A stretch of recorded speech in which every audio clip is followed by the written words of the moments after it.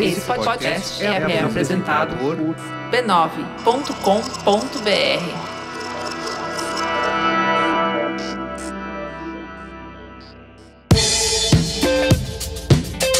Olá, eu sou o Carlos Merigo, esse é o Braincast número 519. Estou aqui com Bia Fiorotto. E aí, Bia, tudo bem? Olá, Braincasters! Ana Freitas. E aí, Ana?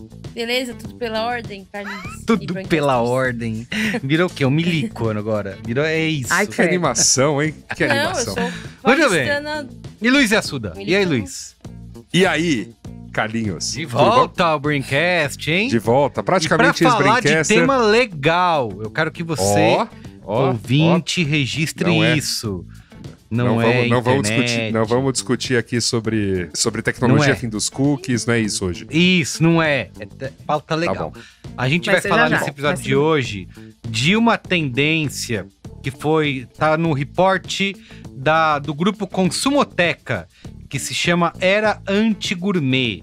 E eles entrevistaram várias pessoas e chegaram à conclusão de que 74% das pessoas desejam frequentar restaurantes mais simples e menos gourmetizados, né?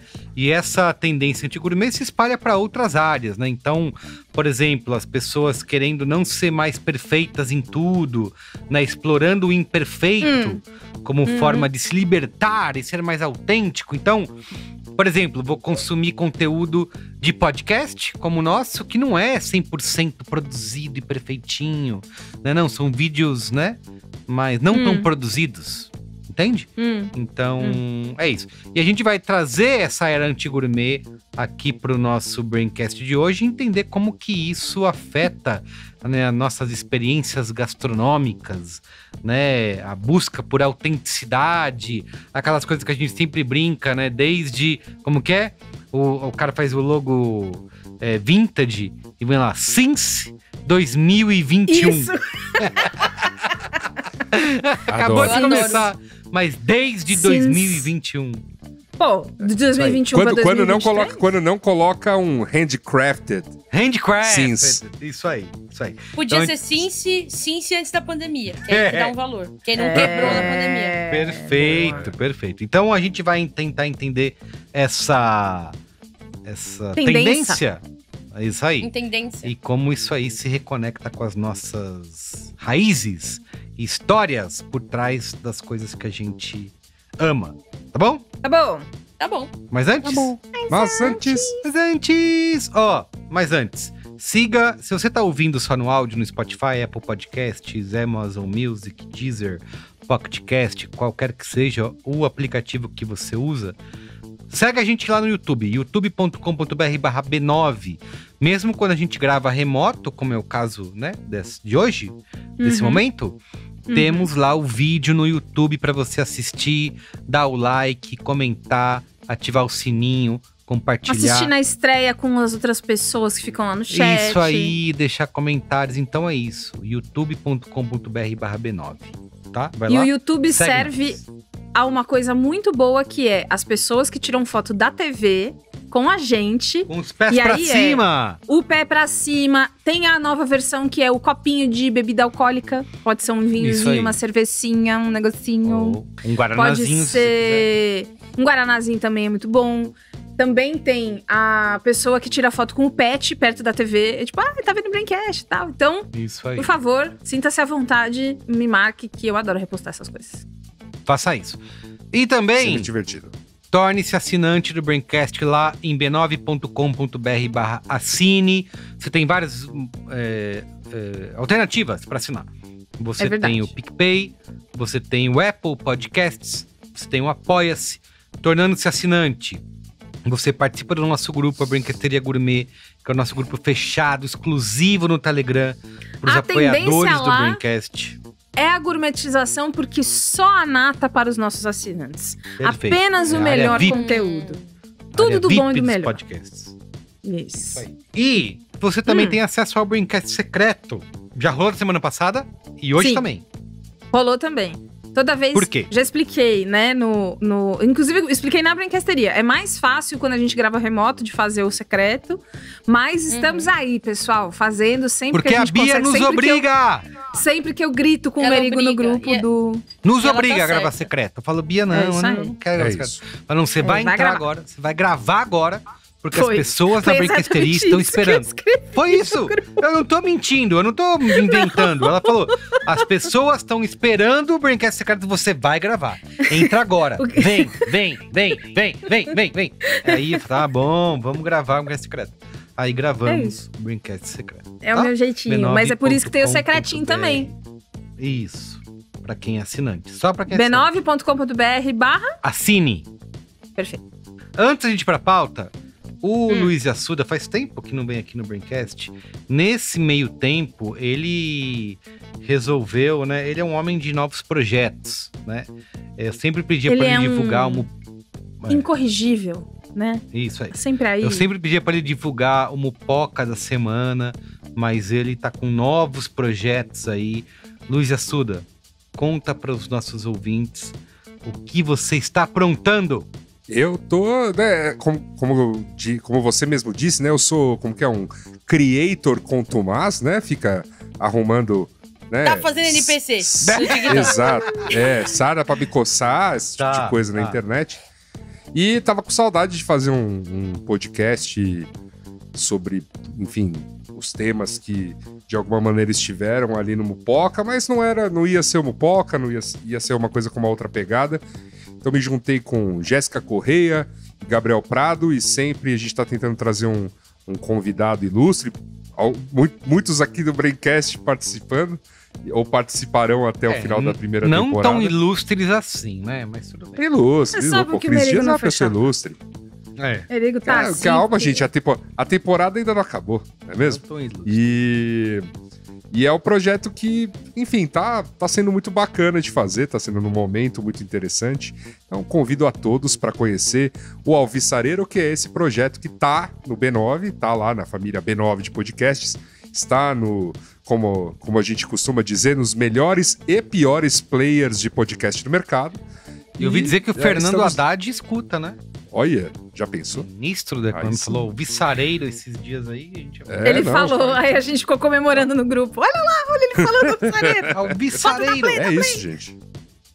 A palavra que tá na boca do povo. O que É é isso. alvissareiro, o Luiz Assuda? Alvissareiro é um adjetivo que você dá para boas notícias. Uma coisa é mesmo? alvíssara. Eu não sabia. Quem traz alvíssaras, então é uma boa notícia. Traz boas É alguém notícias. uma notícia alvissareira, uma pessoa ou alvissareiro, um portador de boas novas. Olha Eu não só. sabia. Eu achei que Ai, era só good uma- vibes. Uma bagunça, uma Mas falação. mas já aviso que o nome é sarcástico, tá? Então tá tudo bem. Não tem tanta boa notícia assim Muito pro bem. ouvinte, não. Tem muita pra dar. mas Procure tem aí. muita discussão legal, assim, acho que tem a gente colocou até agora no ar 3 programas, até esse Braincast vai pro ar, a gente vai estar colocando o 4º programa uns dias depois, e a gente conseguiu abordar, assim, alguns temas aí do que tá acontecendo, ou enfim, né, que a gente tá notando em termos de comportamento. E é muito legal porque essa pauta hoje que a gente vai tratar aqui no Braincast é comportamento também, então eu me sinto à vontade para estar numa coisa dessas. Mas são coisas que poderiam estar lá também, enfim, mas a gente vai fazendo esse... É um tema que eu gosto, não tem jeito, e as pessoas que a gente está trazendo também gostam muito, então acrescentando bastante dado e informação. Então tá sendo um processo bem legal. Então fica o convite a todos os ouvintes aqui do Braincast para também darem uma passadinha no feed do lado e ouvirem o Alvissareiro. Perfeito. Tá lá em Boa, obrigada. podcasts.b9.com.br ou procura no seu aplicativo preferido aí de podcast. Coisa É mais isso aí. linda. Perfeito. Vamos pra pauta? Vamos. Vamos lá. Muito bem, ó. Um dado que originou essa nossa pauta é um estudo do grupo Consumoteca. Você pode inclusive acessar o site deles, grupoconsumoteca.com.br. Eles lançaram um relatório recentemente, em julho desse ano. E uma das tendências lá era a tendência anti-gourmet, né? Que dizia o seguinte: com a saúde mental em frangalhos, a sociedade vai abdicando da ideia da perfeição e explorando o imperfeito como forma de se libertar e ser mais autêntico. O setor que eles mais indicam lá que vai ser afetado por essa era anti-gourmet é o setor de alimentação. 74% das pessoas disseram que pretendem frequentar restaurantes mais simples e menos gourmetizados. E isso é um tema que direto, né, rola ali no grupo do Braincast. Inclusive rolou recentemente uma pesquisa Datafolha aí dos restaurantes, dos melhores restaurantes de São Paulo, e a gente vê uma discrepância muito grande entre o que diz a crítica gastronômica e entre o que diz o público, né? Então é um pouquinho do que a gente vai discutir aqui nesse Braincast de hoje. Eu queria começar perguntando para vocês o que vocês acreditam que deu origem a essa tendência anti-gourmet, se é uma reação específica, né, numa era de redes sociais, ou se isso reflete mudanças mais amplas. Eu sei que a gente já falou aqui em Braincasts anteriores sobre essa tentativa de marcas, né, de se conectarem com uma questão tradicional, né, mesmo não sendo tradicional, eles inventam uma história, né, de que é um negócio criado pela família. A gente sabe que, por sei lá, a Balduco faz isso daquela sorveteria, né? Isso, a sorveteria. A Balduco faz isso com panetone há anos, né? Eles falam, tinha uma cerveja também que só vendia na Vila Madalena. Que era também assim tinha também, historinha por trás. Depois tem toda a historinha. Publicitário criando historinhas. Então, isso é uma questão que sempre foi eu não queria usar essa palavra, mas vou usar a palavra o asset, né, da publicidade e do marketing. Sempre foi uma ferramenta. Ferramenta, obrigado. Aí, ó. Fui alfabetizado em Brighton, né? Então você sabe que não é um problema pra mim. Vai, Sasha, segue o programa aí. Isso. Então é uma ferramenta da publicidade e do marketing para fazer com que as pessoas se conectem a emoções, né? Que é isso aqui, a comidinha feita pela vovó, né? Isso aqui é uma coisa tradicional da fazenda. Então você coloca lá, da fazenda em qualquer coisa e aquilo vira um negócio. Lá. Só que assim, a gente tem durante muito tempo, a gente viveu o contrário, né? De uma era em que as pessoas valorizavam o bem feito. Eu acho que a gente assistiu o The Bear, né? Não sei se todos aqui... Todo mundo viu o The Bear aqui? Não sei. Eu não vi. Que é a série do Star Plus. Eu não vi ainda, mas sei do que se trata. Isso, Boa. então, o The Bear tem um pouco disso, que é o cara trabalhava num restaurante, que era estrelas Michelin, que fazia aqueles era o melhor pratos do mundo. Lindos. Instagramáveis, melhor do mundo inspirado no Noma, né? Lá da Noruega ou Dinamarca, né? E aí depois ele vai trabalhar no restaurante do irmão, que é simplesmente uma lanchonete de... Como que é aquele sanduíche lá que eles fazem? É o buraco quente, né? É tipo isso, um buraco quente. É o Sloppy Joe's. É tipo um Sloppy Joe. É que não é o Sloppy Joe que eles vendem lá, mas é tipo isso, que é... Mano, carne desfiada, muito molho, condimento, pãozinho gostoso. Carne louca. Nossa, carne louca e vambora. Nossa, carne louca. Carne e próximo. louca. Carne louca. Próximo. Nossa, e deu fulano. vontade. E aí gritaria, e aí berreiro, e aí a camiseta tá suja. E aí... E o duro que eu vou jantar carne louca, a gente tá aqui gravando à noite, isso só tá me aumentando. Nossa, a Ana vai chegar aí em 15. Deixa a porta destrancada que a Ana tá chegando. Chega em 15. Vou mesmo. Então, assim, a minha pergunta pra gente começar essa conversa é se vocês acreditam que realmente existe essa tendência anti-gourmet entre as pessoas, de buscar algo que é mais autêntico e menos produzido, ou se isso é balela. Quem quer começar? Yasuda, manda ver. Você que é o nosso porta-voz desses assuntos, nosso guru. Meu medo é ficar falando demais, então vocês, por favor, me interrompam. Imagina, aqui no Braincast a gente quase não interrompe, fica tranquilo. Exato, ninguém interrompe. Quase nunca. Eu acho que tem algumas coisas acontecendo, e eu acho que... eu dei uma olhada no material todo da pesquisa, não apenas nesse tópico muito específico. Tem várias tendências lá, né? E como parte do meu trabalho, né? Do dia a dia, aquele trabalho que paga meus boletos, é justamente ficar caçando pesquisas para tentar entender o que está acontecendo com alguns mercados, ou com uma parte expressiva do que são os consumidores. Algumas das coisas apontadas ali eu já tinha visto com outros dados em outros lugares. Então acho que dá para dizer de uma maneira, né, bem categórica que, tem alguma coisa acontecendo, né? E essa coisa que está acontecendo, que está listada nessas outras pesquisas que a gente está mencionando hoje corrobora, as pessoas estarem um pouco, como posso dizer, perdidas, né? É um momento que está todo mundo muito, muito, muito perdido, muito em dúvida de qual é o papel e o lugar dela no mundo. Vou começar a chorar, Luiz Assuda. Minha terapia essa semana era terça. Ficou pra amanhã. Foi mal, gente. Mas o que eu tô tentando... Mas assim, Ana, você não tá sozinha. Estamos todos nesse barco. E aí...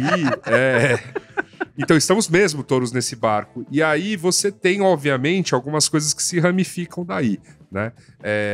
Não é uma coincidência a gente ter, nesse mesmo estudo, essa coisa de as pessoas precisarem se comportar como empresas e estarem se comportando como empresas para chamar atenção, para poder terem um lugar de... Eu tô colocando isso aqui entre aspas, de destaque nas redes, com seus perfis, etc. Porque essa é a maneira de existir, essa é a maneira de se conseguir trabalho, essa é a maneira de se conseguir dinheiro, essa é a maneira de conseguir vender o produto que você faz ali, como por exemplo, né, alguém que faz um artesanato, alguém que faz um item, né, à mão mesmo. E claro, serve para também quem mexe com comida, porque também a gente está falando desse mesmo mercado. E as marcas entrando nessa seara quase que competindo pela mesma atenção desse público, né? E é claro, né, que aqui se esbarram em uma série de limitações. Primeiro, não dá, assim, não é humano, não dá para dar conta disso, não dá para dar conta, né? Quando a gente olha para um influenciador, essa pessoa grande e tal, que tem uma equipe, né, por trás dela para produzir conteúdo para ela, novamente, é uma equipe por trás dela para produzir conteúdo. Parece que ela fez sozinha, mas ela não fez sozinha. Então não tem como um ser humano dar conta disso, de ser bom no trabalho, de produzir o conteúdo que ele precisa, de ter experiências incríveis e engrandecedoras que, né, aumentem o repertório pessoal e manter a cabeça bem, o corpo bem, boleto em dia. Ninguém tá dando conta. Nesse movimento, então acho que isso abre para uma série de coisas que estão acontecendo. Uma delas é essa que a gente destaca aqui. Há um problema financeiro, claro, né? Há um problema de que eu não posso, né? Não dá mais para, assim, o poder aquisitivo caiu, né? Isso é uma realidade aí para muitos países e o Brasil incluso, e isso pega de classe média a classe baixa. Então você vai ter uma diminuição de algumas experiências, mas assim, talvez não na quantidade, mas sim no dinheiro que você tem disponível para elas, e isso vai afetar com certeza esse tipo de experiência. Você tem uma questão de quando você está perdido, uma outra bela observação desse relatório é essa coisa da busca das raízes, e isso é muito interessante nesse momento, da gente se definir inclusive como povo, porque essa relação ficou muito ferida nos últimos anos. Por tudo que a gente já discutiu aqui em outros braincasts, política, símbolos nacionais destruídos, etc. Então a gente também está nessa busca de o que nos forma, o que nos une, o que tece, o que nos torna uma sociedade, qualquer coisa do gênero. O que me torna próximo ao meu vizinho, à minha família, porque até essas coisas, até essas promessas foram muito esgarçadas durante os últimos anos. E aí você tem uma busca pelo que é raiz, pelo que é original, pelo que se fazia antes, pelos processos. E vou falar que isso não é uma busca inédita. Como você mesmo lembrou, Merigo, a gente teve aí um momento em que a gente quis as coisas da fazenda, as coisas, né, com denominação de origem, que inclusive inauguraram uma grande era gourmet aí de, eu vou comer o queijo de verdade, porque ele é o original. O que talvez essa onda tenha de um bocado diferente para esse momento, até por conta de tudo isso que a gente tá vivendo, é que esse original não precisa ser o melhor original.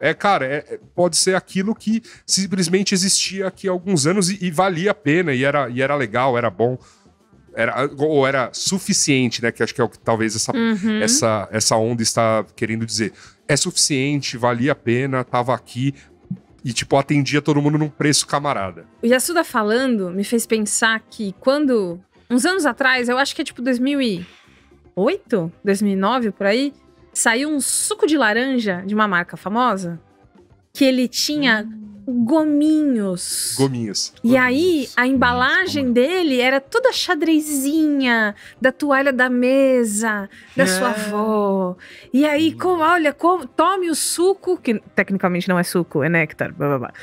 Tome Era exatamente isso. Isso, os gominhos impressos na impressora 3D. A primeira vez que eu dei um gole naquilo, cara, eu fiquei com a garganta travada. Pensei que eu tinha comido um negócio de bacilos vivos. Parecia que eu tinha comido uma colherada de polvilho, sabe? Travou a garganta, fiquei tipo... Olha só. Aí anos depois entrou na moda aquele tipo suco com sagu. Estilo coreano. É mesmo. Bubble tea. Pobá, né? Ficou na mesma categoria da... Ficou na mesma categoria da paleta mexicana, dessas... Cara, esses negócios com pobá... Exatamente, é o nicho. Porque ele nunca... Na verdade, ele nunca morreu. Ele existia antes, aí teve a febre do negócio. Mas houve o tempo da paleta mexicana. No México, a paleta mexicana também tá... Amiga, que é só paleta lá, né? Exato.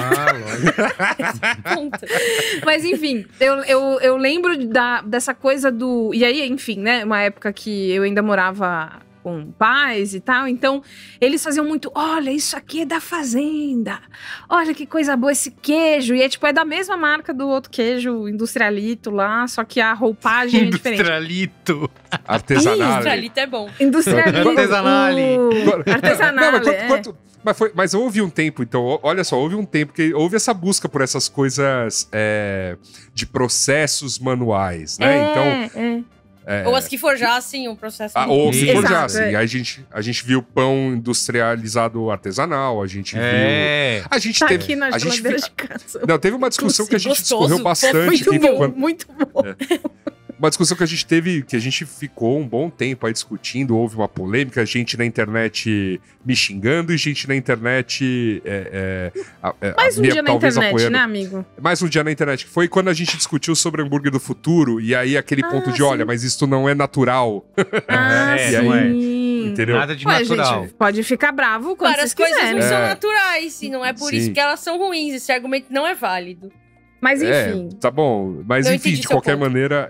Mas existia essa busca, porque, novamente, tem uma luta da indústria pra, olha, naquela época era refletir essa coisa de eu sou natural, eu venho de... Total. Casa vem de plantas. A briga era que a Paola Carosella tinha falado que pra comer hambúrguer do futuro, então é melhor parar de comer carne e comer outras coisas, porque esse é um ultraprocessado, papel, né? Tiriritororó. Lembra? Era essa a pauta. Sim, é uma batalha... eu acho que é uma visão de posicionamento político com relação ao mercado gastronômico que é justa. Tipo, mas cada pessoa faz restrições alimentares com motivações políticas por razões diferentes. Perfeito, Sim. é isso aí. A Sim, minha vai ter gente que vai falar, A minha restrição é política e ética, mas eu não tô nem aí pra saudabilidade, então eu como carne mas do eu futuro. só resgatei essa...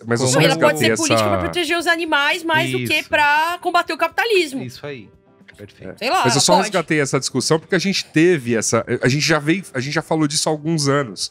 Então essas coisas estão sempre por aqui. Não, eu queria perguntar pra vocês como que essa tendência molda uma experiência gastronômica que a gente tem hoje em dia em restaurante e em outros estabelecimentos, né? Porque eu lembro de uma época em que a gente valorizava muito esse... o instagramável, né? Então aquele negócio bonito e o próprio Deber, que eu já citei aqui, eles mostram bastante isso lá. Eu não acho que isso tem qualquer chance de acabar. Ah, é? Tipo, não tem qualquer chance de acabar, mesmo... Tipo, eu tenho minhas dúvidas... Assim, eu tenho minhas dúvidas do que as pessoas, de maneira geral, entendem por o que é um lugar menos gourmet. Eu quero restaurantes menos gourmet. O que essas pessoas estão respondendo nessa pesquisa? Cada uma delas entende por menos gourmet. Uhum. Tipo...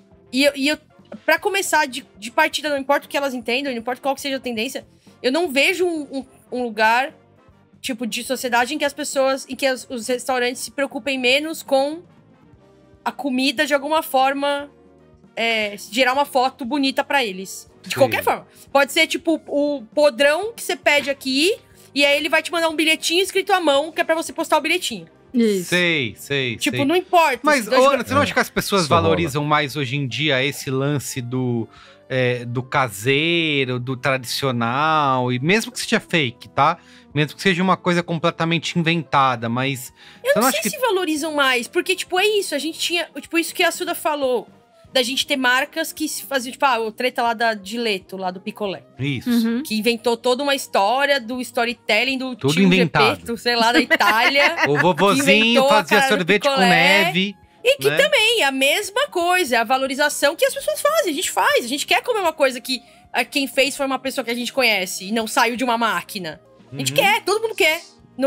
Só que aí, tipo, é isso.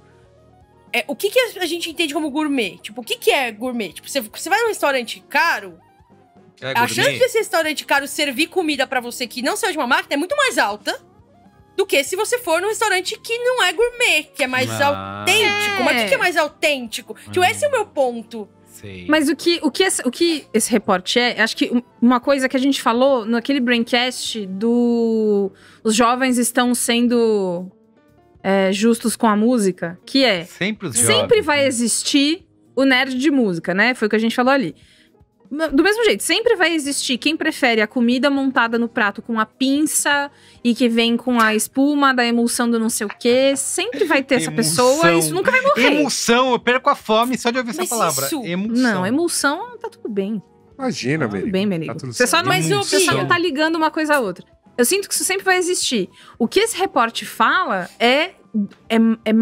acho que é mais superficial do que essa reflexão que você fez é muito mais provável que um restaurante mais caro vá te servir uma comida mais fresca que não sai de uma máquina do que o contrário. É a coisa no lugar de você entrar num restaurante que parece uma loja da Apple, tudo né? Sim, perfeitamente calculado, milimétrico. E o prato vem uma referência ao Mondrian. E aí você come, cada mordida é uma experiência. Hoje tem muito mais a moda do postar a foto que você tá lá num lugar de tijolinho, que te vende uma comida que é tipo um PF. O Yasuda, quando a gente tava falando dessa pauta, falou dos PFs do centro de São Paulo, que viraram hype, né? Hype. Que aí eu acho que tem mais a ver com uma coisa do eu valorizo as raízes. Valorizo de onde a gente vem, meu. Vocês acham que mais a imagem do que o... Vocês acham que o formato, modelo Paris 6 vai sair de moda entre as subcelebridades ascendentes? Então, eu não sei. Eu não sei porque... Aí, pra mim, é onde eu piro. Eu tenho algumas observações a fazer em relação... Porque é muito legal essa... Acho que tem várias coisas aqui que são muito ricas, porque é o tipo de pauta que é muito calcada também na nossa experiência. Então, eu sei que cada um de nós tem uma experiência muito particular com gastronomia. Mas olha só que coisas interessantes estão acontecendo, né?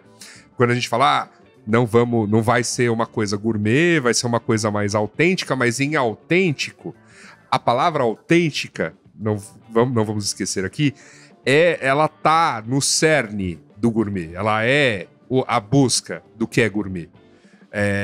O autêntico, ele é no que o gourmet se pautou nos últimos, 20 anos. Né? Então, você tinha uma questão da alta cozinha francesa, aquela coisa toda, ou do que é considerado alta cozinha no mundo, e aí outros países também entram nessa lista, que era, independente de onde você estiver cozinhando, o bom ingrediente é a trufa que vem da Itália. O bom ingrediente é o parmigiano reggiano, que vem de uma região específica da Itália. O bom ingrediente é a manteiga francesa, o creme de leite francês. O bom ingrediente só tem essa origem e tudo mais, e beleza. Então, e aí a gente anda-se 20 anos, gourmet muda, esse conceito não é mais esse, então tem toda uma valorização do ingrediente local. Do que é ingrediente local e tudo mais. Então hoje você cai num ambiente em que você pode entrar no restaurante mais caro do Brasil e comer produtos estritamente, né, made in Brasil, então tudo foi feito aqui, um prato extremamente entre aspas, simples, como um picadinho, porque não existe comida simples, existe comida boa, existe comida ruim. Um picadinho, que é um prato que tá em 90% dos lares do país, feito por esse chefe e tal, mas é um picadinho e tal, e você vai pagar caro por isso. A galinhada também. E você pode ir, e aí, ao mesmo tempo, você pode ir a um rodízio bem popular, assim, tipo, de um preço mais popular, que sirva, por exemplo, comida japonesa, e comer uma fatia de salmão cru com azeite trufado, que era um troço que não tava naquele lugar anteriormente. Eu tô explicando tudo isso só pra dizer que eu fui... Nada faz sentido. Nada faz sentido, mas recentemente eu fui num rodízio desses mais populares. Foi um dia de acidentes do tipo...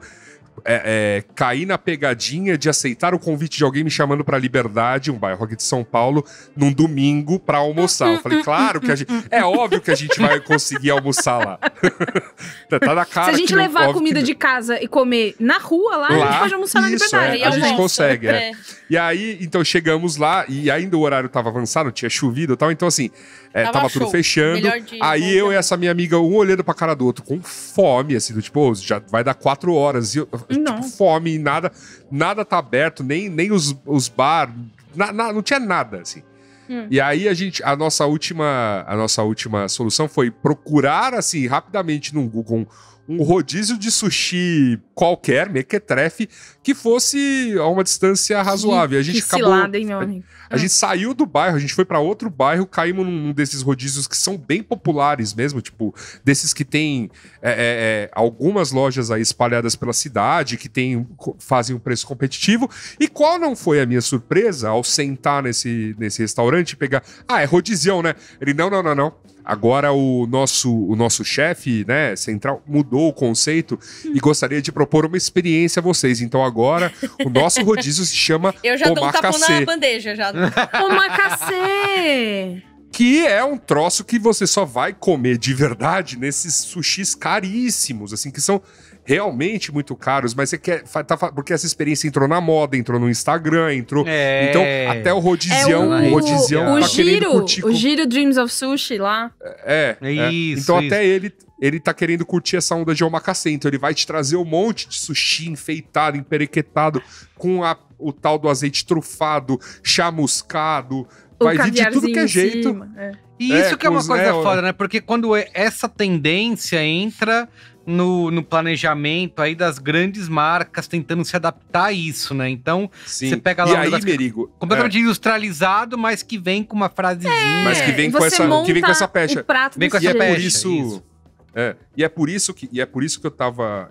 Eu contei toda essa história só como uma ilustração de que, pra mim, e existe mesmo um componente muito importante aqui, quando você faz uma defesa do que é original, autêntico, e que obviamente vai estar restrito a poucos lugares e escolhidos bem a dedos, no fim das contas, é uma força de elitização, é uma força de gourmetização, é uma força de gentrificação. Então, quando você vira e fala assim, boteco velho é que presta. Só que todos os botecos já meteram uma reforma, já estão tocando... já tem mesas de plástico uniformes, já tem geladeirinha mais moderna, já fizeram uma reforminha para parecer um boteco do Rio de Janeiro dos anos 50. Já passaram pelo pesadelo na cozinha do Jacan e reformularam. Isso, já passaram pelo pesadelo da cozinha e reformaram? Exatamente. Então, o que sobrou? Aquele boteco que o fulano pegou, manteve os azulejos originais, pintou tudo de flamingo com verde, e agora ele serve bolovo e pastel. Porque esse é o boteco de verdade. Então, tem muito mais a ver. Isso é gourmet pra cacete. Sabe a pessoa que passa... Sabe aquela velha adágio da pessoa que passa horas na frente do espelho desarrumando o cabelo? Para o cabelo parecer milimetricamente desarrumado? Sim. É disso que a gente tá falando apenas. As pessoas vão lá... eu vou em restaurante menos gourmet. Que restaurante elas vão?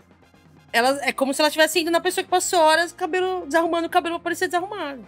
Eu uso a pomada aqui, ó. Ele fica todo desarrumadinho. Mas não é. Na verdade, é tudo... Demora pra conseguir chegar. Mas, além disso... Não, eu vou falar, são ótimos. É mó legal. São ótimos. Assim, amo bolovo, né? Mas tem versões de bolovo. Força... Aí fica eles fazendo as versões, aí vai, come um, come outro, aí você melhora. Eu adoro. Eu não tenho... Tem uma outra coisa que eu acho que conversa muito com essa pesquisa que a gente viu da volta às raízes e as pessoas um pouco mais autocentradas, de maneira a resgatar aquilo que elas lembram como referência, tal, que é... E eu acho que isso se reflete muito nas competições culinárias que a gente vê, que é a comida afetiva. A comida que atravessa os afetos. Existe, obviamente que existe um tipo de gente que estuda e que cataloga isso como isso aqui faz mais parte desse lado de memória. Então, você gostar... Minha mãe tem uma coisa que era... A mãe dela sempre queimava o arroz, minha avó.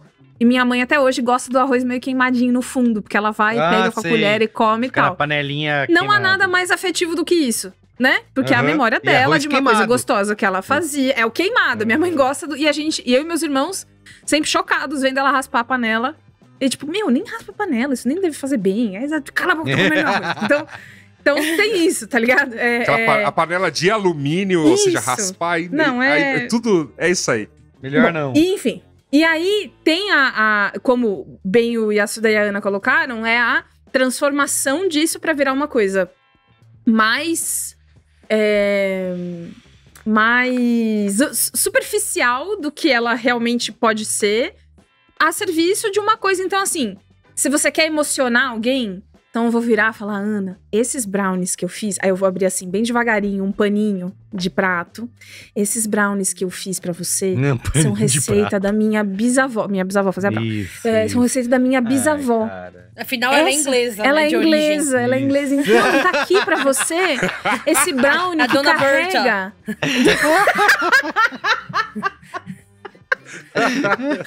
Porra, velho. E carrega todas as memórias que eu tenho. Eu me lembro, sentada na bancada da minha avó, lambendo a colher. Não, eu comprei o brownie, é da Balduco. Eu só tirei do negócio, não sei o quê. Mas aí, quando você vende a história, e aí... Quando você tá numa competição culinária, ou quando você quer vender uma parada muito bem, ou cobrar mais caro...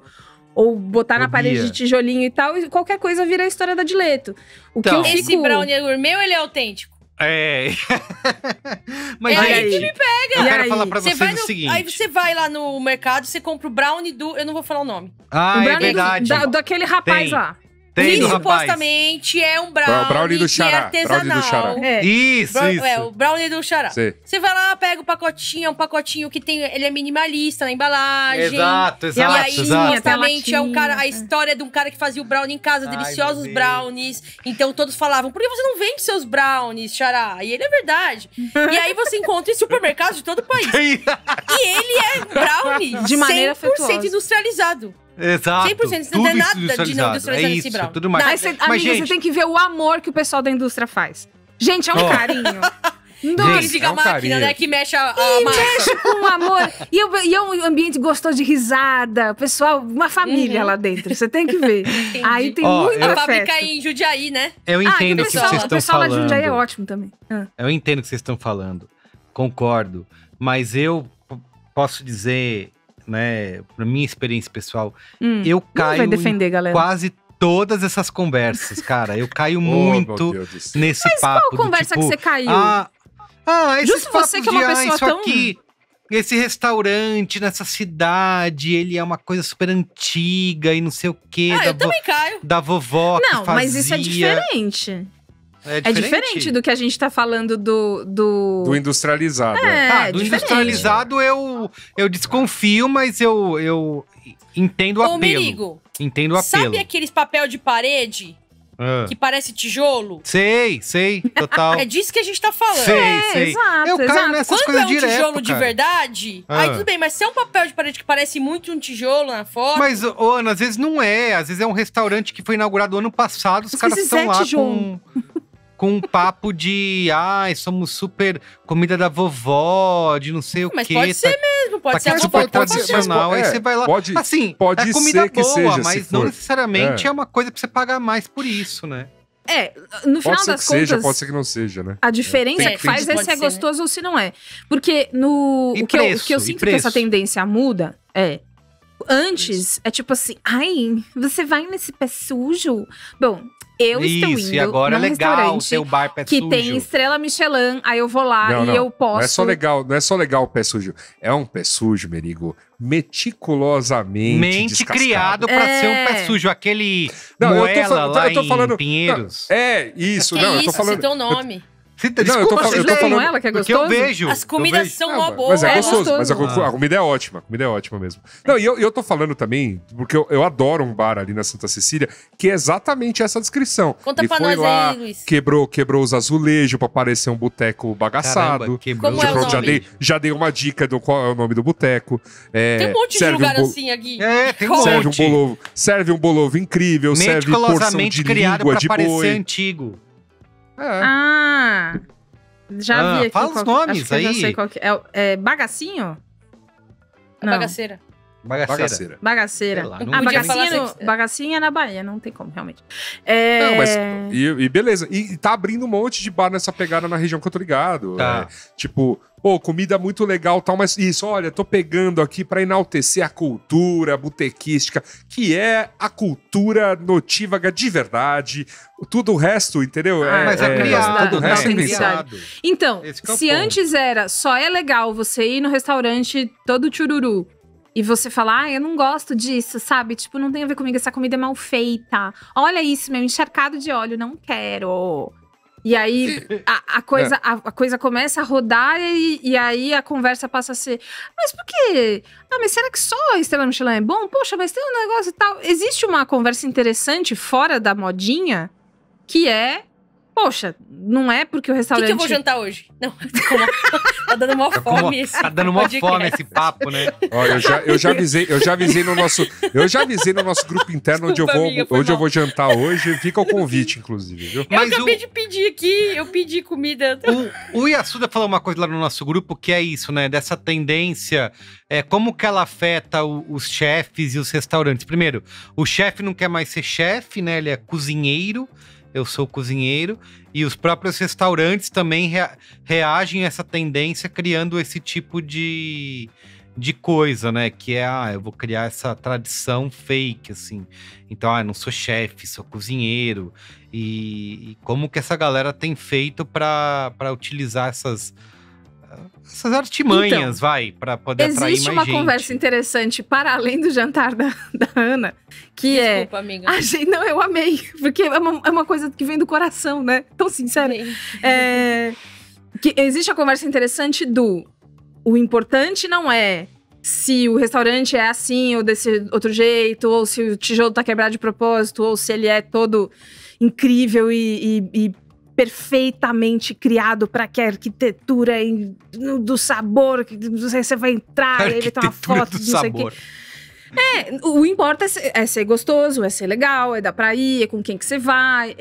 Quando a conversa, quando ela tá nisso, nessa história do que importa é você se divertir, comer um negócio que você tá com vontade, ser gostoso e tal. A cantina do nono. Eu tenho 2 critérios. O critério 1 é, essa comida é gostosa? O critério 2 o serviço é bom, as pessoas estão... Parece que elas estão me odiando. Esses são os 2 critérios. Você quer quebrar o tijolo, não quer botar na parede o papel de parede de tijolinho. Você quer escrever Cincy 2000 Aqui na Sicília tem um lugar que tem balde de feijoada. Olha aí. É um lugar que tem um balde de feijoada. A feijoada vem num balde de lavar quintal, é isso? Vem um balde de cerveja dentro dele. De alumínio. É uma boa feijoada. Continuem fazendo balde. Vocês estão higienizando o balde. A feijoada é gostosa? Segue. É isso. Segue, por favor. Então. E aí a tendência, Merigo, ela vai mudar sempre. Tem um espaço... Né? E tem um espaço, acho que pra muita coisa. Porque eu acho que uma outra observação muito interessante é... O que é gourmet na cabeça das pessoas? E aí a gente vê essa dissonância incrível... Quando a gente pega a já mencionada pesquisa do melhor de São Paulo pelo júri e do melhor de São Paulo pelas pessoas. Porque as pessoas estão indo votar crendo que elas estão tendo grandes experiências gourmets gastronômicas, mas a gente vê que existe uma clara distinção do que é essa experiência para elas e o que é a experiência do júri que está avaliando N outras coisas e que também tem suas afetações, vamos lá. São direcionadas a um tipo de restaurante e as pessoas são direcionadas a outra. Eu gosto de citar alguns dos exemplos, para não ficar nos polêmicos e não ficar puto aqui com alguns tipos de mas você vai não citar os polêmicos? Não, mas eu quero citar um porque eu morava na frente.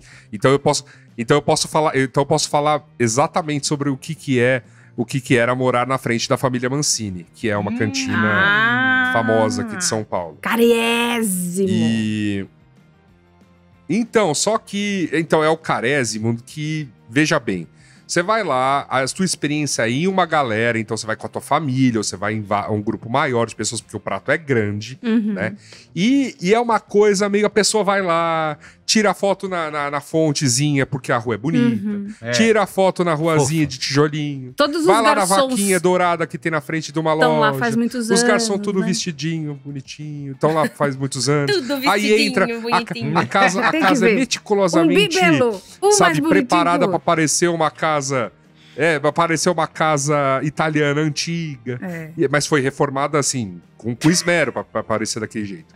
E aí você tem, e aí vem o prato lá numa travessa, né, de cromada, assim, pra imitar bronze. E aí, beleza, você tem lá... Eu odeio aqueles drinks que vem no pote de maionese, pessoas. Cara. Nossa senhora. Passou. Mas você pergunta pra pessoa, Mas você teve ali uma experiência gastronômica? A pessoa vai falar, pô, tive. E é por isso que ela é efetiva e tal. Porque deu todo esse rolê, mas que não é a mesma coisa que a galerinha, né, os caçadores de emoções autênticas aí tá procurando. E aí existe essa dissonância. Eu tenho um relato que é o seguinte. Um relato que se conecta a essa discussão. Meu irmão se casou em novembro do ano passado. Meu irmão se casou na cidade mineira de Ouro Preto. Linda. Uma cidade histórica, de lindas paisagens. Sim, lindo. Boa comida. Muita boa comida mineira. E o meu irmão se casou num hotel fazenda, que eu não vou citar o nome, mas que é um hotel fazenda... Infelizmente não fomos convidados, porque poderíamos ter aproveitado esse momento. Mas era Então, lógico. Qual que é o nome do meu irmão, Merigo? Qual que é o nome do meu irmão, Merigo? Pô, tá vendo? É por isso que ele não te convidou, né? Olha, eu mesma sei o nome do irmão da Ana e tal, mas tudo bem. Ou Vai de seja, cada um. Fui a Bia, assassinado ao sofreu uma vivo. injustiça. Fui assassinado ao vivo. Ao vivo, Lacrei cara. Ao vivo. Ao vivo. Acende aí a velhinha do episódio passado aí pra você. Vai lá, continua. Vou me recuperar um dia. Desculpa, Merigo. Tudo bem. O meu irmão casou nesse hotel fazenda. E esse hotel fazenda, a casa que é principal que a gente ficou, ele era composto de uns chalezinhos e uma casa principal, que era uma casa toda em madeira, toda colonial. Lindíssima. Móveis, decoração. Tudo Desde do período colonial. 1870. Isso. E assim, obviamente, Ouro Preto, como todos sabemos, carrega histórias tenebrosas, né? Da época do Brasil Colônia. Por conta da centralidade que teve, enfim, em períodos muito, muito centrais. E, tipo, muita gente morreu fodida lá e sofreu muito lá, como em muitos lugares do país, mas Ouro Preto tem essa centralidade na história. Escravidão total. Escravidão total. E, enfim, o ponto é, a gente tava naquela casa, e assim, aquela casa, ela claramente era uma casa que abrigou histórias terríveis, de terror horríveis, né, relacionadas a escravizados. Isso no nosso imaginário, mas estava óbvio, né? Você olhava em volta, tipo, você sabe onde você tá vendo? A história tá nas paredes, tá na madeira, tá em tudo. E não à toa, tipo, já veio um monte de gente já tendo história de ver o espírito. Eita! De viu coisa. Olha! Que a minha tia viu não sei quem arrastando as correntes, a minha priminha falou de não sei o quê, que viu um monstro, fantasma. Putz, mas quando a criança vê, eu tenho medo, sabia? Quando adulto veio... Mas aí quem que contou? Criança é foda, entendeu? Foi a criança? Não tem porquê. Mas quem que viu a criança vendo? A mãe da criança que contou a história. O que a criança falou? Bom, vamos lá. Não tô falando que não viu. Tá bom, quem sou eu pra dizer? Tá. O ponto é que lá fui eu tentar entender que... Mas o que era essa casa? Isso aqui era uma fazenda? Né? O que era isso aqui? A casa não tinha existido antes. O dono do Hotel Fazenda era um dono de antiquário que reuniu todas as peças há 30 anos e montou uma casa de madeira. Eita, não tem nada de espírito. A casa sequer era colonial. Que estilo colonial. Mas como você faz pra identificar a Ana? Como você sabe quando o negócio é de verdade? Mas eu perguntei. Não, mas peraí. O que a Ana tá falando não é que você chegar em todo lugar e falar, escuta aqui, antes de eu pisar nessa jossa, eu quero saber. Isso aqui é de verdade ou não é? Não é isso, mas calma. Porque às vezes... Eu vi, não. Né? É porque eu vi os espíritos. Eu vi as pessoas falando do espírito. Eu falei, eu quero entender que espírito que é esse. O que aconteceu aqui? Vou procurar. O que tinha aqui? A história. Não, um lugar, porra, parece antigo. O que era? Que era uma fazenda? Quem que era o dono? Aquilo era Leroy Merlin. Se era uma fazenda, era uma fazenda grande. Então era de alguém rico. O que era? Fazenda de café? O que era? Aí fui lá, fui ver, não era. Não existia lá. Na verdade, existia, sim, uma fazenda lá, mas era muito menor e não era tão antiga. E não era aquela casa. E aí foi demolida. Não era aquela casa, nem era ali a casa, nada. Caramba. Exato. Olha, eu vou falar, tem um lugar que eu...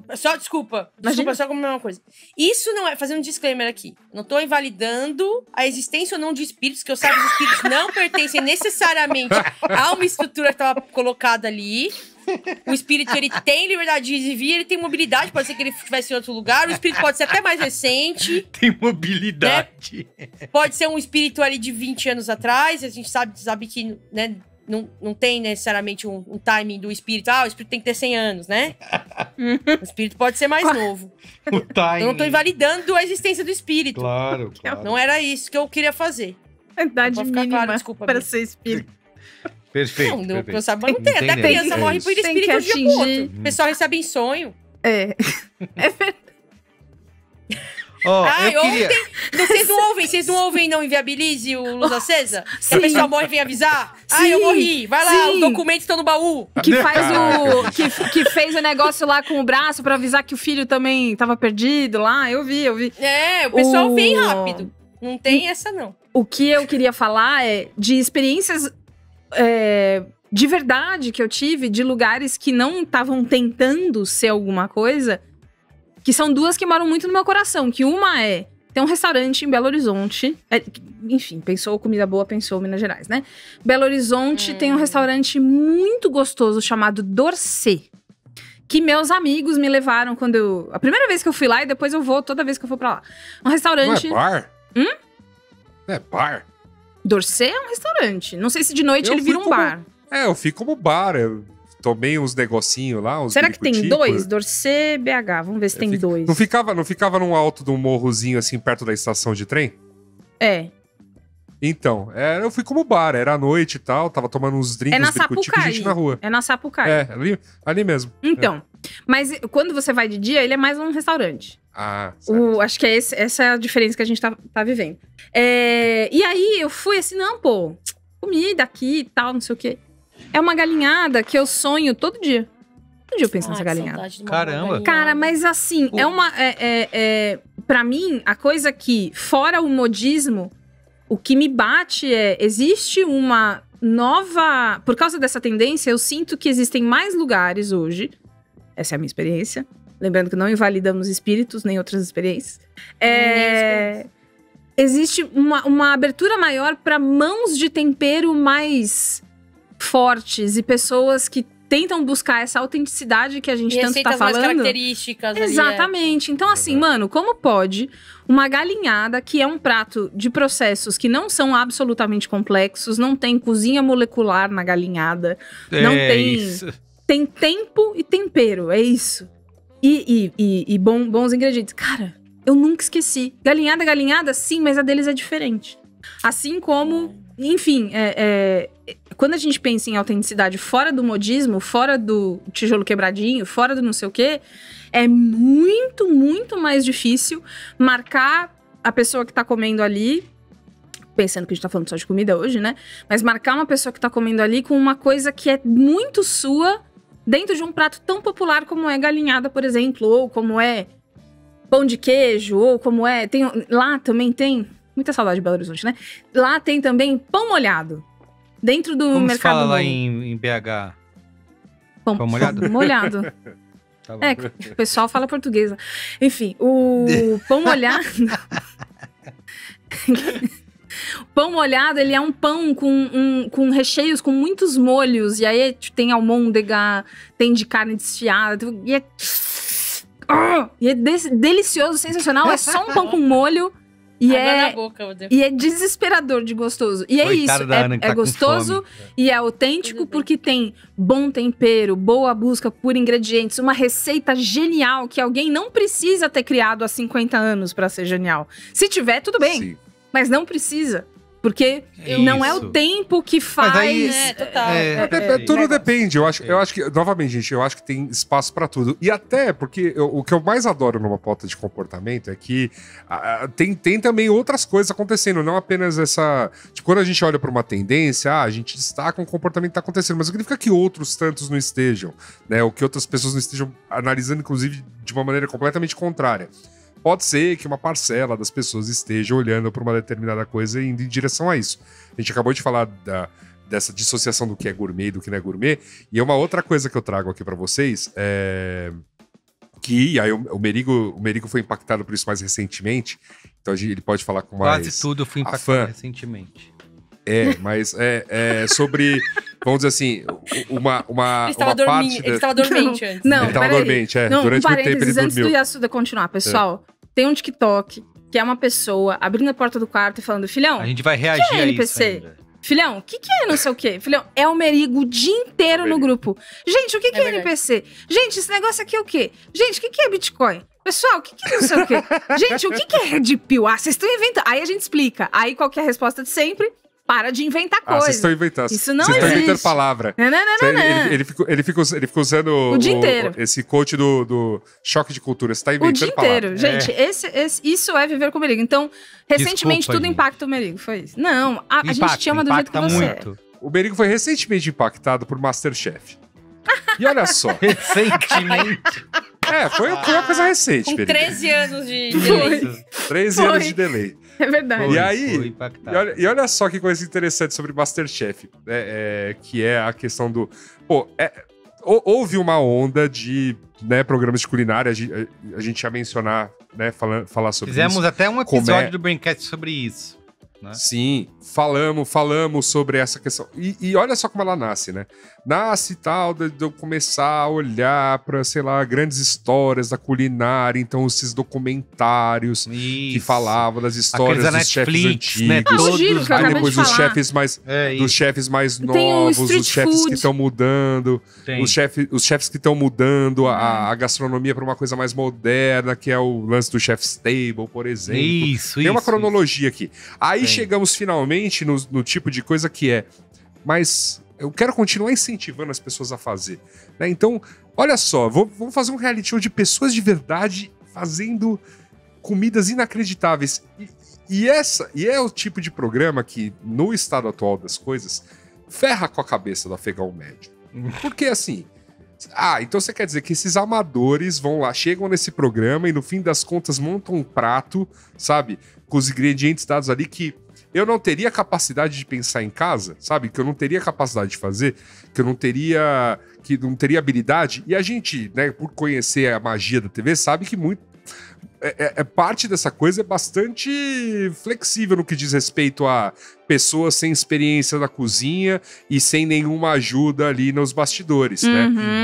Porque todo mundo que já participou de MasterChef pode confirmar essas minhas duas falas aqui. Todos os cortes de podcast aí vocês vão ver, não precisa nem falar.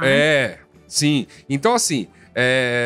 Então, aquilo é magia da TV, para que um amador chegue lá e apresente um prato daquele. E bota uma pressão, aí a gente cai pra essa coisa de, tá todo mundo cansado.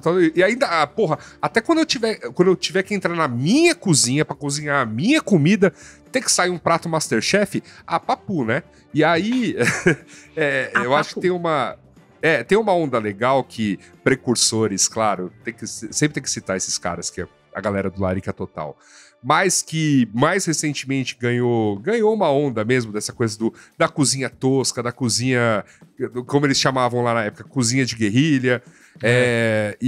E ganhou. Pô, tem um outro cara que ficou, né? Os primeiros vídeos que eu fui impactado dele foram toda nessa pegada de: isso aqui é comida. Tipo, aprende aí, seu otário, a fazer, sei lá, arroz. Que era aquele João Pimenta. Que era nessa pegada de... Você que não faz nada nessa merda dessa casa, não ajuda numa louça, não lava uma vasilha. Eu amo ele, amo. Ele é muito bom. Então, tem uma... Tipo, é quase uma onda de alívio aí pra essa pessoa que não tá... Que, é mesmo, eu vou pra cozinha, faço os rangos da hora, só não fica bonito. Mas, o feijão tá bem temperado, o arroz tá da hora, o bifão tá brilhando. E o comidas feias? Comidas feias. Comidas feias. Tá muito feio. Como que era? Tá horroroso. E aí, até o momento deu uma volta, né? Aquele reality show lá de fazer bolos feios da Netflix, que foi um sucesso. Que aí, beleza, é o lance do qualquer... Aí sim eu me sinto, tipo, eu tô me enxergando naquele ser humano, né? Eu consigo fazer aquilo. Eu tava pensando aqui, resgatando... Tipo, o Yasuda falou isso e... Resgatando a história que eu contei do casamento do meu irmão... Tipo, tem um valor muito grande em fazer o que eles fizeram lá. E eu acho que isso é uma boa analogia pro trabalho que às vezes as pessoas fazem de engendrar essa autenticidade na arquitetura, na decoração. Tipo, eu acho que tem um lugar de, tipo, não ser... Sei lá, a discussão sobre... eu quero um lugar autêntico, eu não quero... Tipo, volta pra mim pra esse lugar de, tipo, a comida é boa, tá ligado? A gente tá falando de comida aqui. Tipo, não é que... Tipo, não me importa muito, assim, é legal ir num lugar que é bonito. A história. Que tem um pensamento por trás da arquitetura, ou que tem história, ou que alguém forjou a história pra parecer daquele jeito, porque aí é agradável por conta disso. Tipo, o lugar lá que eu tava dos espíritos, nem sei se os espíritos, às vezes até um holograma que eles colocaram, mas nem sei se o lugar era muito... É lindo, cara, tipo, e ele consegue reproduzir essa aura de um lugar colonial e tal, e isso é válido. E eu acho que isso vale também pra esses espaços que a gente tá falando. Eu acho que o problema acontece quando isso vem pra mascarar uma comida ruim, de alguma forma, ou um serviço ruim. Sim. Tipo... E por ruim eu quero dizer... Pode ser ruim, pode ser não autêntico. Ou seja, eu te falo que, na verdade, a minha comida é feita à mão pela vozinha... fulana, e na verdade eu pus no micro-ondas. Isso que o ingrediente veio de um lugar e veio do freezer, né? Se não tiver mentindo e tal... Eu queria entrar num ponto antes da gente ir pro Qual é a Boa, que é saiu esses dias o negócio da Folha, né? Que era os restaurantes preferidos, Vamos né? falar, os melhores. Vai. E tem uma diferença gritante. Melhor de São Paulo. Melhor de São Paulo. Que é o que o Yasuda falou agora, a lista da diferença aí. Isso aí, eu disse uma diferença gritante entre o que as pessoas acham que é bom, entre o que a crítica acha que é bom. E nas pessoas a gente fica chocado que tem lá Outback, né? Essas grandes redes de sei lá... Não sei, dá pra chamar de fast food, mas... Rede de fast food. Grande fast food. Por que existe essa grande diferença entre o que as pessoas acham que é o melhor de São Paulo? Porque primeiro que algumas coisas são inacessíveis, Merigo. Exato. Assim, o que é considerado bom sushi, por exemplo, em São Paulo, é algo que eu que gosto, eu que sou japonês, aquela coisa, eu devo ter ido eu fui 2 vezes na vida. Porque é caro, porque é uma experiência que, requer recursos, sabe? Sim. Então, e aqui, eu gosto, gosto do tema e me arrisco pagar uma grana Você costuma investir. Quando a experiência... Você não costumo investir nisso. Sim. E assim, não dá, porque não é uma coisa corriqueira. Agora imagina, né, você comparar os 8, 10 melhores restaurantes tipo, japoneses de São Paulo, então tem que ir nesses 10. Cara, eu fui em 2. Sabe? É complexo. Mas tem a ver com marketing também, se você olha a lista. Tem a ver com o produto. Tipo, os restaurantes que estão no topo da lista são restaurantes que foram criados como produtos. E aí eles têm investimento bastante grande em publicidade, pra anunciar em revista, em TV, em outdoor. Sim. Tipo, e é a referência... Gente, é isso, é a referência do que é muito bom em termos de comida para as pessoas. Uma parte e que é um programa, né? Que não é um lance e que é um lance especial, né? Tipo, eu não vou no Outback toda semana. Eu não vou no Tocumbo todo fim de semana. Eu acho que tem uma... Eu acho que é uma... E eu quero me sentir à vontade. Tipo, tem uma leitura também das pessoas, que é restaurantes... Tipo, elas precisam ir... Elas querem comer muito bem. Então, elas querem um lugar que elas julgam como, tipo, um lugar chique. Importante. Eu vou pagar caro e eu vou ter acesso a uma comida que é muito gostosa pro meu padrão de paladar. Mas eu não quero me sentir deslocado. Preciso me sentir à vontade. Total. Esses espaços também... Além delas saberem que esses espaços existem, porque eles fazem muita publicidade, elas também têm uma clareza que esses espaços, por conta da publicidade, são espaços em que elas são bem-vindas. Tipo, elas não sabem que, na verdade, você vai... E outra, né? Tem um lance de acessibilidade alto, mesmo, né? Que derrubar o talher.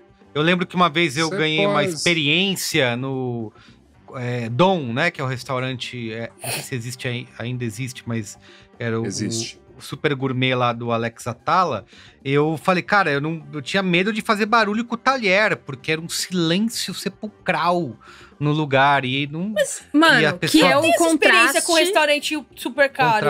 Eu acho que... Eu não tenho experiência com restaurante super caro. Tipo, sei lá, o mais caro que eu fui na vida, eu acho que foi o Mani. Esse eu tive. E, tipo, o Mani eu fui muito, assim, tudo podia. Eu não gostoso. Tava, assim, eu era a pessoa mais pobre ali, de longe. Eu tava ali por permuta, eu tava prestando um job pra eles. Então, assim, de longe eu era a pessoa mais pobre ali. As pessoas em todas as mesas ao meu redor estavam gastando, sei lá, 4 vezes o meu salário só na bebida. Só nas garrafas de vinho. É verdade. Mas, assim, eu fui muito bem atendida, tipo... Mesmo claramente não pertencendo àquele espaço. Agora, isso não é necessário. Tipo, tem um lance... Eu acho que também é um lance de tamanho de porção, tá? Tipo, a visão que... Tipo, tem algum lance da nossa cultura que é, tipo...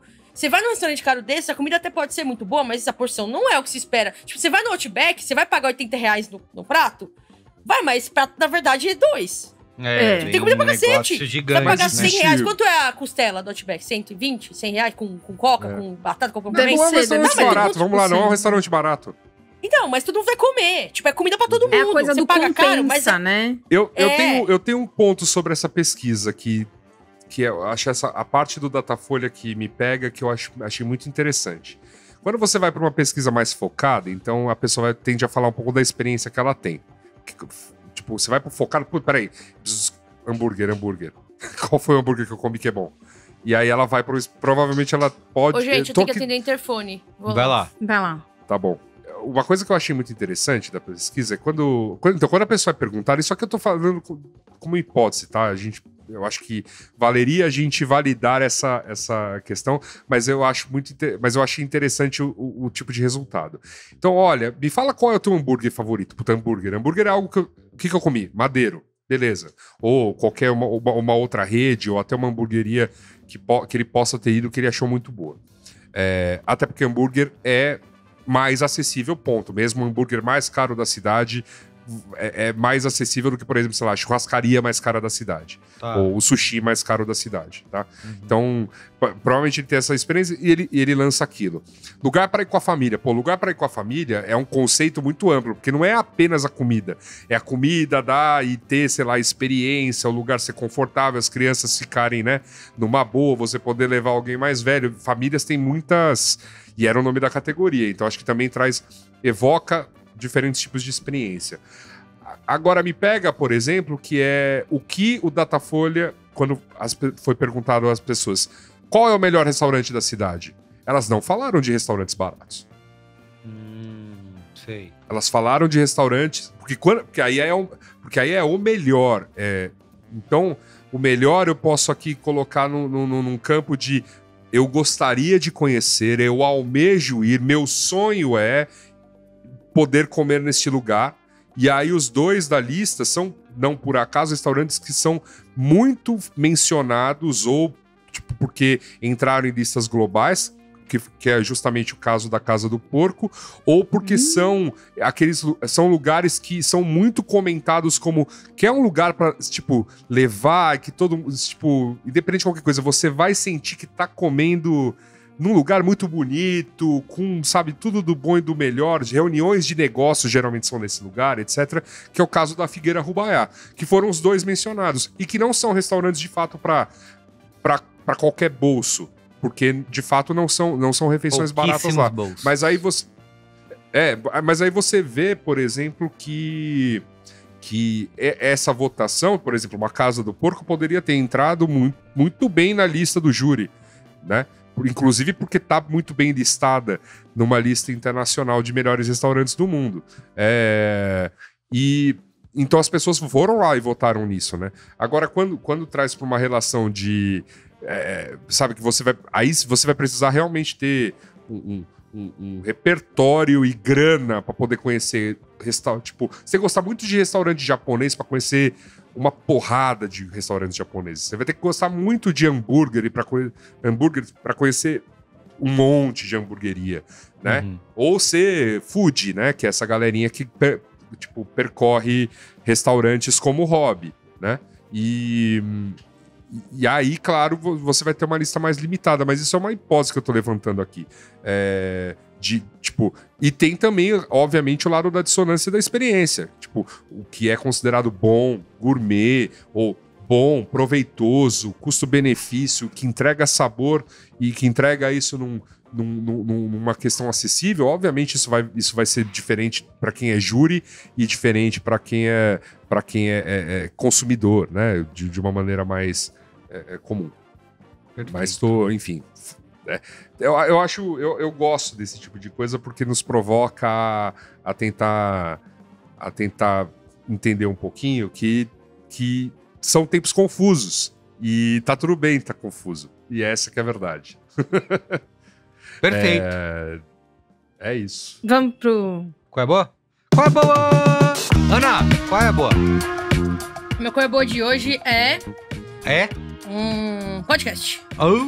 Não acredito. Estão fazendo podcast ainda? É isso. Menina, tem que ver. O podcast que eu vou indicar hoje, ele se chama Huberman Lab. Não é Huberman Lab. Eu falei pro amigo meu, pô, tem esse podcast, Huberman Lab. Ele falou, Uberman, meio nazista o conceito. Tem o conceito nazista de Uberman, o super-homem, blá, blá. E eu falei, não, é o nome do cara. O nome do cara é Andrew Huberman.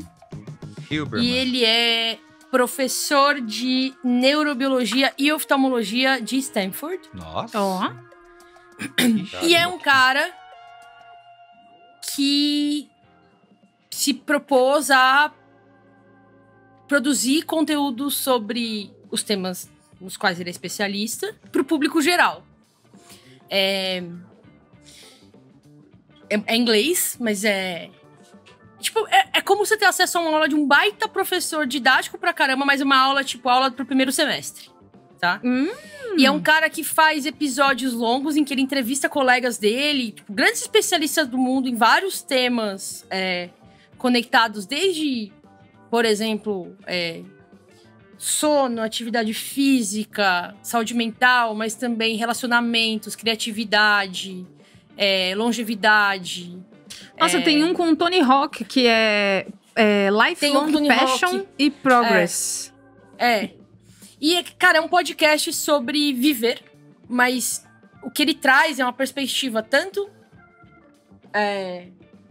dos aspectos neurobiológicos e neuroquímicos que fazem a gente ser como é, com muitas referências ao que tem de mais recente em termos de ciência e mais confiável, de uma maneira muito clara.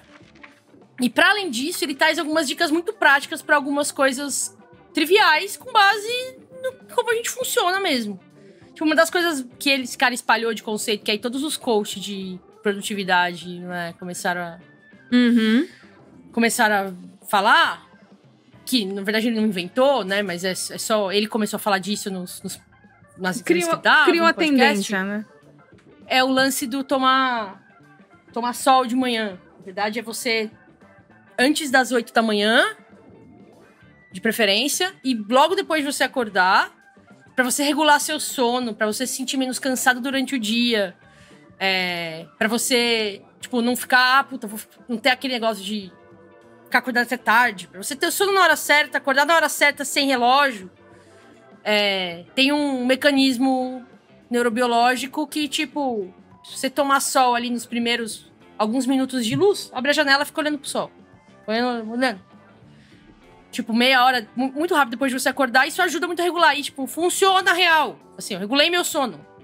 E aí, depende do horário que você tomar, ele vai... Porque ele faz... Eu não sei explicar direito, tá? Que eu sou leiga. Mas eu sei que é tipo, o corpo tem um relógio automático, e aí 12 horas depois que você recebeu esse estímulo de luz, aí de alguns minutos o corpo começa a produzir a parada que vai fazer você ter sono, e aí você vai entrar num flow de sono. Ele fala, tipo, o fundamental é olhar pra essa luz de manhã, ele explica como fazer isso se você mora num lugar que não tem muita luz, num lugar que tá muito nublado, quanto tempo é, se tá nublado, quantos minutos são, se tá muito sol, é menos tempo. E aí ele fala, isso é muito importante. Se você sair pra andar também no fim do dia, quando o sol tá se pondo, ajuda também. Isso é um exemplo de dica prática. Tipo, todo episódio que ele fez um episódio sobre relacionamentos no dia do Valentine's lá, incrível. Tem todos, tipo, o cara meio que faz uma curadoria das melhores referências de papers sobre relacionamento que existem, assim. E aí ele mistura isso com os conhecimentos que ele tem sobre como funciona o sistema dopaminérgico, como funciona o sistema de recompensa conectado ao relacionamento. É muito foda, assim. São aulas e aulas. É um grande... Por mais que o mundo seja um lugar muito difícil de se viver hoje, em partes muito grandes, quase da internet, também é muito mágico você viver num tempo em que, tipo, você tem acesso à aula das mentes mais brilhantes, algumas das mentes mais brilhantes do mundo, sobre temas que são tão complexos, seriam tão inacessíveis. E, tipo, você tem isso de graça. O gato ficou muito feliz também. E sentiu muito afeto. É um cara, tipo, ele tem lá um esquema de... Tem newsletter. Ele anuncia coisas no podcast. É muito engraçado o jeito que ele faz as coisas. Tipo, é bem americano. Então ele fala, vou tomar um tempo para falar dos nossos patrocinadores. Aí ele fala lá, do suplemento tal. E aí ele fala, é um anúncio bem americano, assim. E ele, porque o suplemento tal, é um suplemento que eu tomo há tantos anos e me ajuda. Então ele tem alguns anunciantes. Ele fala um disclaimer, fala, esse projeto não faz parte do meu trabalho como professor na Universidade de Stanford, não faz parte das minhas aulas, faz parte do meu esforço para falar sobre ciência de uma maneira democrática, com um público amplo. E assim, tem vários episódios imperdíveis, assim. Tem o episódio com a Anna Lembke, que é a... Eu não sei se ela é psiquiatra, se ela é psicoterapeuta, se ela é neurologista, mas eu sei que ela atende, ela é clínica, então pelo menos psicoterapeuta ou psiquiatra ela é. Mas ela escreveu esse livro, chama Nação Dopamina, que fala um pouco sobre como a maneira como a gente está socialmente engendrado hoje, pra recompensa muito rápida e, tipo, evitar esforço, é uma fórmula pra gente ficar deprimido em massa.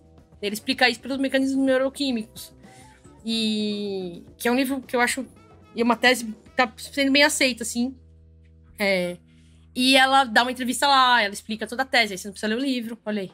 Mas pode ler o livro também se quiser. Mas tem um monte de gente. Tem o Peter Attia, que é tipo um puta pesquisador sobre longevidade. Tem uns caras muito foda em eu achei coisa, aqui, assim. Psiquiatra e chefe da Stanford Addiction Medicine Diagnosis Clinic. Ela é especialista em tirar as pessoas de vícios, em geral, especialista em vício. Enfim, tem muitos episódios muito legais, eu recomendo muito pra quem...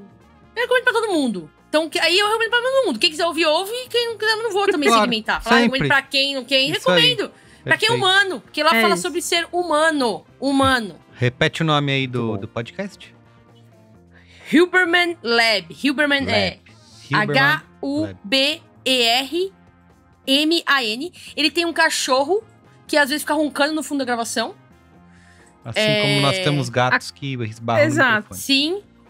Exato. E ele é, acho que o pai ou a mãe é argentino, então às vezes ele fica falando que ele tá tomando mate. Da hora.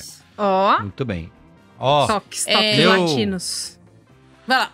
Meu Qual é a Boa aqui rapidamente é um documentário da Netflix que se chama The Pez Outlaw. Pez Outlaw, ou contrabandista de pez. Da balinha de pez.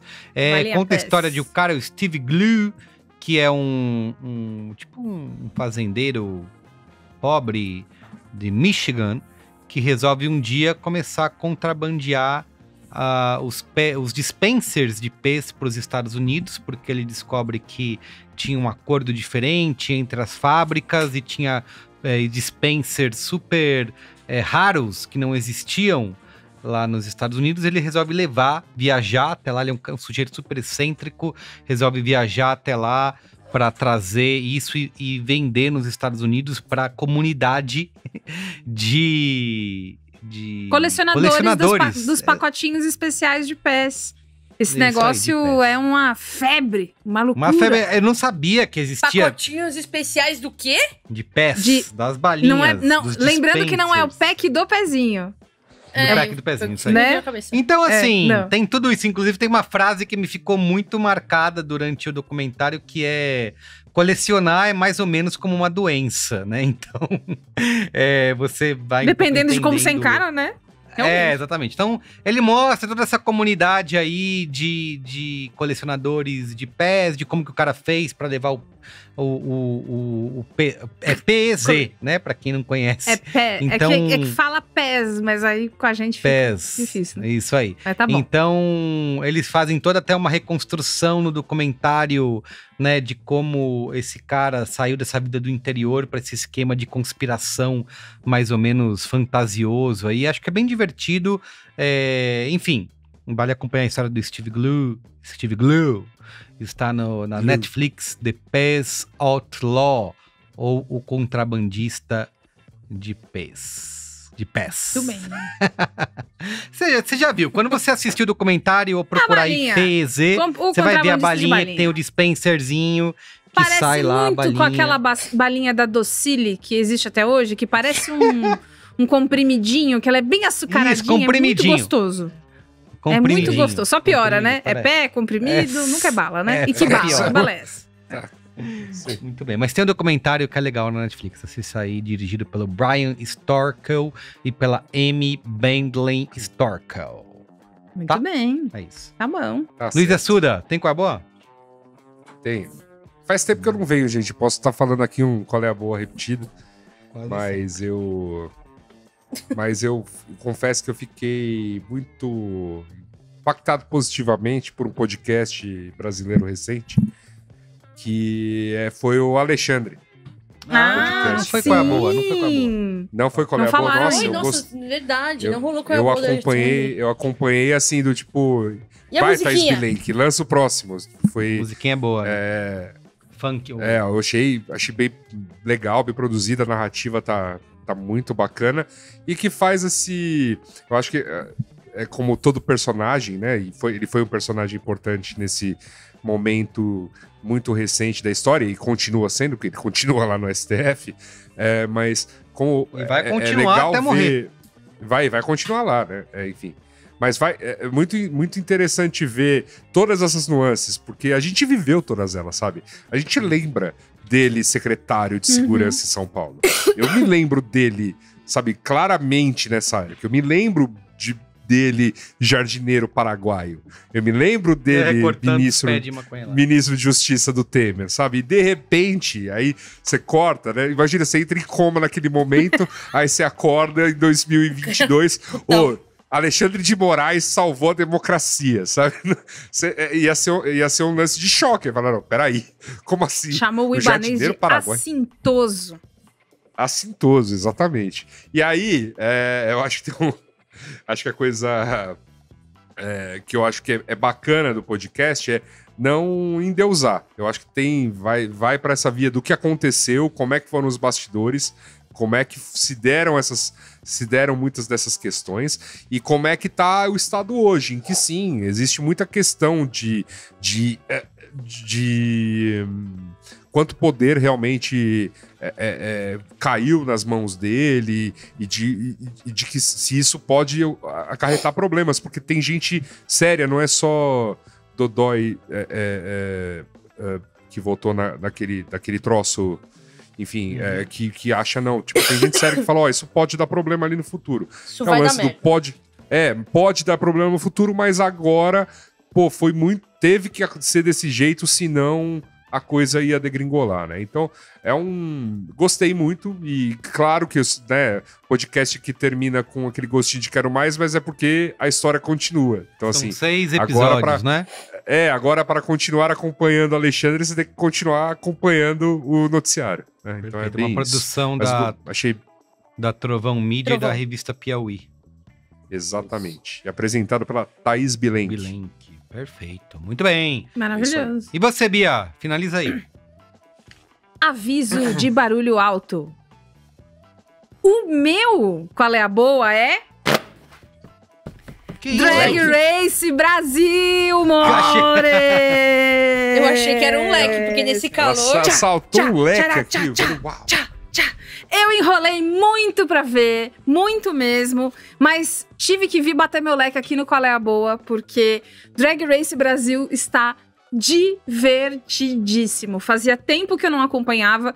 Eu assisti as temporadas originais com a RuPaul apresentando, eu acho que até a temporada de 2019, por aí. E aí depois eu acho que eu assisti tanto, que o formato eu fiquei meio...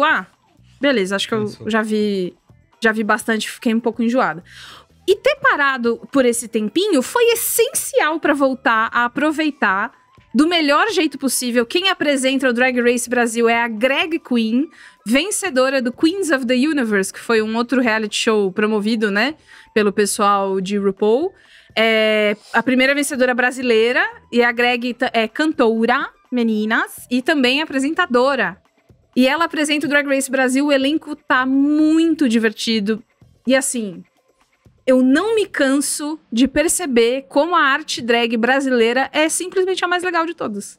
A arte drag já é perfeita. A arte drag já é uma coisa que sempre vai me interessar, que eu sempre vou achar legal, que eu sempre quero... Enfim... Mas a brasileira é diferente, a gente é diferente, a gente faz as coisas melhor, a gente sabe fazer mais. Pra você ser uma drag no Brasil, você tem que saber muito mais coisa, pra além de fazer o carão bonito e saber se maquiar de um jeito X ou Y. É muito mais diverso e por isso muito, muito mais legal de acompanhar.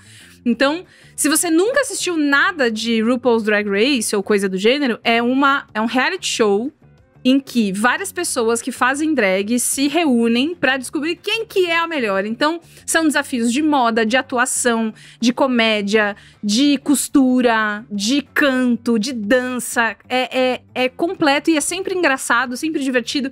Assim como tem nas outras versões, também tem episódio que você vai ficar, pô, nada a ver esse negócio aí que você tá falando, porra, nada a ver isso aqui. E fica em casa jogando a pipoca na televisão, nervoso. Mas faz parte do show, sabe? Então, Drag Race Brasil ainda está passando, está no começo. E eu quero deixar aqui no ar uma promessa: vai ter cinemático quando acabar. Porque a gente já fez cinemático de Casamento às Cegas. E vai ter o cinemático do Drag Race Brasil quando acabar com um convidado com quem já estou conversando, que vai topar vir e vai ser muito legal. Não vou falar quem ainda, hein? Mas vai ser legal. Então, pra você acompanhar Drag Race Brasil, pega o seu leque, bate o leque, toda quarta-feira, às 9 da noite, na MTV Brasil, ou no Paramount Plus. E se você estiver me ouvindo fora do Brasil, naquele WoW Presents... WoW Presents Plus, que é quem detém os direitos fora. Serviço porque todo mundo tem que ver essa temporada, porque eu quero mais temporadas de Drag Race Brasil. Então vamos fazer bombar bastante. E que mais? Não, peraí. E aproveitar o recado pra dizer... Por favor, vamos lembrar de sempre apoiar a arte drag brasileira, porque existem vários outros shows que acontecem toda vez. Nas capitais tem sempre show em balada, aqui no Brasil é ótimo. Aqui em São Paulo tem a Blue Space, que é muito tradicional de shows de drag, tanto drag novinha quanto gente que faz história há muitos e muitos anos. Tem o Drag Brunch, que eu já falei aqui, que é lá no Sky Hall do nosso amigo Martim. Tem outros realities que você pode acompanhar. Enfim, arte drag é uma das coisas mais legais que a gente faz. É libertador, é transgressor, é político por natureza. Cara, é tudo de bom e mais um pouquinho. Então, apoiem a cena, conheçam, descubram as suas drags locais. E se você nunca assistiu, nunca viu nada, eu acho que Drag Race Brasil pode ser uma entrada bem legal. Perfeito! Muito bem. Então é isso? Não é isso não. Não? Como não? Ah, Momento Faustão. Eu não venho aqui há muito tempo, Perigo. Momento Faustão. Vai lá, Luiz Assuda. Momento Faustão. Eu queria mandar aqui, então, um abraço. Faz muito tempo que eu não venho. Então, tem gente aqui que pediu há meses, né, este Momento Faustão. Então, um abraço aqui pra Aline Vito, que eu encontrei no metrô. E pro Rafael Regatieri, que eu encontrei em algum lugar ali na Barra Funda. Abraços, Momento Faustão dado. E é isso. Abraço. Deixa eu ver se eu tenho. Não tenho, não. Acho que já falei todos. Abraço! Então é isso, gente. Obrigado. Agora sim. Beijo. Muito obrigada, gente. Agora Beijo. sim, beijo, gente. Tchau.